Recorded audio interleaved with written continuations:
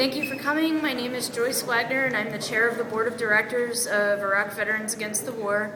We're a national organization comprised of any veteran who has served since September 11th and agrees with the following points of unity: immediate withdrawal of all occupying forces of Iraq and Afghanistan, reparations for the human and structural damages suffered in Iraq and Afghanistan so that the peoples there might regain their right to self-determination, full benefits, adequate health care, including mental health and other supports for returning servicemen and women.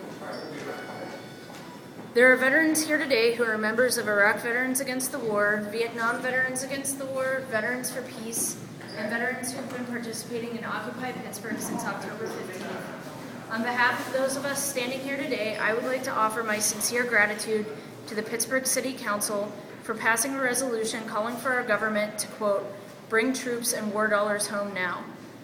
Unfortunately, ending the wars in Iraq and Afghanistan is not enough to solve all of the issues that have befallen this nation, its veterans, and its communities that have been caused either directly or indirectly by war. Right now, approximately 20% of so-called deployable service members are suffering from trauma caused by previous deployments. They are not being given the opportunity to heal. When they leave the military, the VA is so overburdened that many have to take desperate measures to be treated, if they are treated at all. 18 veterans commit suicide every day, and our military has lost more soldiers to suicide than combat. When we do survive ourselves, we find ourselves unemployed, underemployed, and oftentimes homeless. And these issues are gendered. According to the VA, in 2005, 25%, or 194,254 people, of the overall homeless population were veterans. Women veterans are up to 4 times more likely to be homeless compared to non-veteran women and to male veterans, and 40% of homeless female veterans report to have been sexually assaulted in the military. It is estimated that 1 in 3 servicewomen is raped in the U.S. military, and nearly all report some instance of sexual harassment. Furthermore, while the VA recently made it significantly less painful for service members to file disability claims for PTSD, no such progress has been made for military sexual trauma, or MST. So while combat veterans no longer have to explain each singular detail of their traumatic experiences related to combat, those who have been sexually assaulted must recount the details of their assault over and over again when applying for benefits through the VA. Their chances of being awarded are very slim due to a heavy burden of proof for severely underreported crime. The DoD estimates that only 13.5% of sexual assault survivors report their assault. It is clear that this system is broken. We are failing to take care of those who were there when their government asked them to fight an illegal and unjust war waged to profit the 1%. As veterans return, we are being told that there is not enough time or money to care for all of the trauma that has been inflicted upon them. Where is the 1% now? Perhaps this is why so many veterans have been moved to join the Occupy movement taking place in cities across the nation. Perhaps this is why Marine Corps veteran Scott Olson, who served 2 tours in Iraq, felt compelled to join Occupy Oakland, only to be accosted by police who, according to witnesses and videos currently circulating the internet, fired a, quote, less lethal weapon at close range and then denied him medical attention after the weapon fractured his skull. We could ask him right now, but he is still sedated in the hospital. But as we consider what happened to Scott Olson, it is important for us to recognize that the only thing unique about this situation is the amount of media attention it is receiving. Police violence happens in neighborhoods across the country every day, particularly in communities of color. For this reason, we are calling for the Pittsburgh City Council to put an end to police violence. Police officers, like veterans, take an oath to serve and protect. Many members of Iraq Veterans Against the War have chosen to lay down their arms and refusal to harm innocent civilians.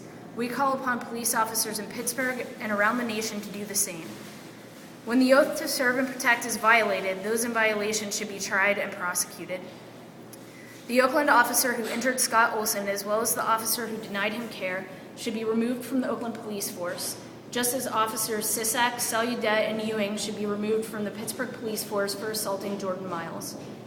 Another community that seems to have slipped into complete invisibility in this nation is that of refugees and displaced people who are citizens of the nations upon whom we wage war. There is a community of Iraqi refugees living in this city who are educated professionals in Iraq. Many were forced to flee. Often their families are split up across the nation, with some also still in Iraq, Syria, or Jordan, and some here or in Canada. When they arrive, they immediately join the unemployed and the underemployed, while the 1% continues to profit from their inexpressible loss. I would like to introduce Jimmy Blue Thunder, who will be speaking about his experience as a homeless veteran.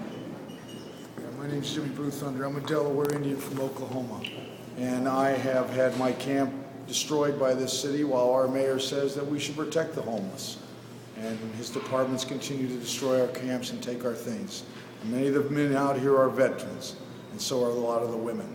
We need to be taken care of, not be put underneath the rug like we don't exist. I'd also like to introduce John, who will be talking about the V-Day. Yes, I'm John Baylor. I'm a homeless veteran. And now when I tried, I'm waiting for my pension to come through and they keep denying me or they take it long. But they send me a letter stating that they want to do a survey for the homeless and they're going to give me $20. What can I do with $20? You know, so like I'm trying to get my pension. You know, and it seems like they're taking longer than everybody else because there's some vets who got their pension in 90 days. That's all I have to say. I'd like to introduce Sean, who's going to say something about police violence. In San Francisco, I had my head stepped on, guns brandished to me because they knew of my mental health and veteran status. In Detroit, I was hit in the face with a gun for opposing David Duke, who was speaking at the Albanian Center. I believe it was the Albanian Center there. I mean, ending wars, protesting wars, writing proclamations against war is fine, but if we're not going to end the war on our people, on our own soil, where are we? And I'd like to introduce Helen Gerhardt, who's going to say some words about refugees living in Pittsburgh. Millions of Iraqis have been displaced from their homes, as well as Afghans and other peoples of the countries that we have invaded. We have a responsibility to make reparation to the people whose lives we've really wrecked.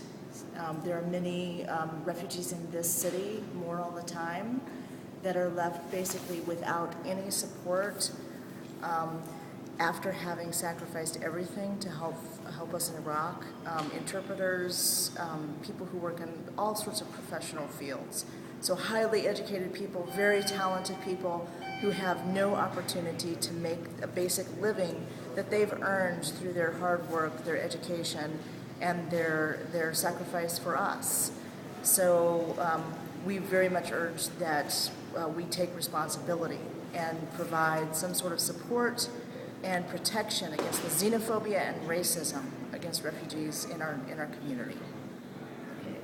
So today we're going to deliver a letter to City Council asking them to craft legislation to accomplish the following. Support local veterans and their families by making care and programs accessible to all veterans regardless of their gender. End police violence on our streets and in our neighborhoods. Hold police accountable when they exercise violence on the very people they swore to serve and protect. Create programs and opportunities for refugees living in Pittsburgh and help protect them from the xenophobia and racism that often lead to blatant discrimination in hiring, in the workplace, and in society at large. Thanks.